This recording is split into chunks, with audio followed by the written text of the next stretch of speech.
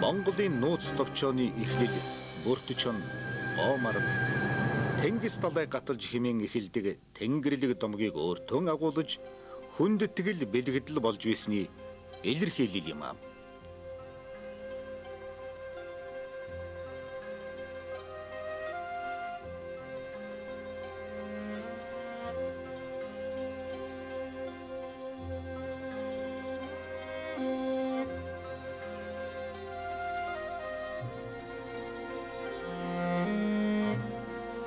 Амьтдыг гаршуулж гэршүүлсний дараа тэдгэрийг унлах өсөгт ашиглаж эхэлсэн.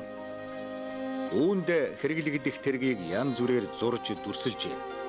Тухайлх юм бол нэг тэргийг дангаар нь моринд хөлөөсөн бол хаданд хоёр тэргийг зурж үзүүлсэн гэх мэт олон янзын дүрслэл бий.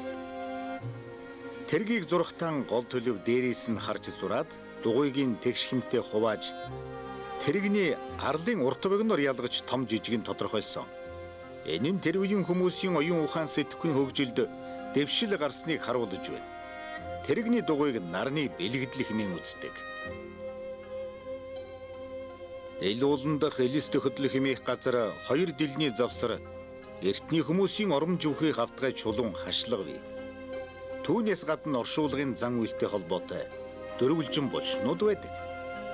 Эдгээр булшин Монгол нутаг дахь дөрвөлжин булшны нийтлэг ангиллын дөрвөн талын хан нь нам хавтар, хавтгай, чулуун, дардас үхий булшнуудын төрөлд багтдаг. Гаднах ерөнхий хэмжээ харилцан адилгүй боловч дундчаар 2 метрийг харьцах нь 2.15 метр хэмжээтэй байдаг. Судлаачид 1987 оноос эдгээр булшийг тусгайлан малтсан бөгөөд ихэнх булшнууд нь тоногдсон байна.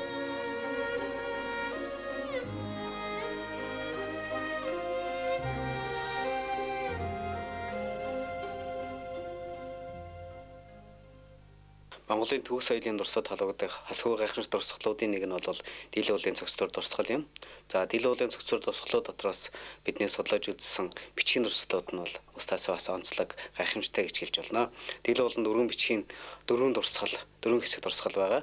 За энэ өргөн бичгийн дөрвөн хэсэг дурсгал нь бол өргөн бичгийн хялгасан бичгийн төрөлд хамаардаг маш нарийн зурж бичсэн юм бичээсэд байгаа. За энд бол 1 3 4-р үчээснүүд нь бол ерөнхийдөө одоо зурчиж бичсэн бичгийн төрөлд хамаарч байгаа юм. За 2-р үчээс нь бол харьцангуй томор цохиж бичсэн ийм бичээс байгаа юм. За 1-р үчээсэнд ерөнхийдөө Анавын тухай өгүүлсэн байгаа. За 2-р үчээсэнд ч гэсэн одоо Тэнгэр эзэн мөнгөршөө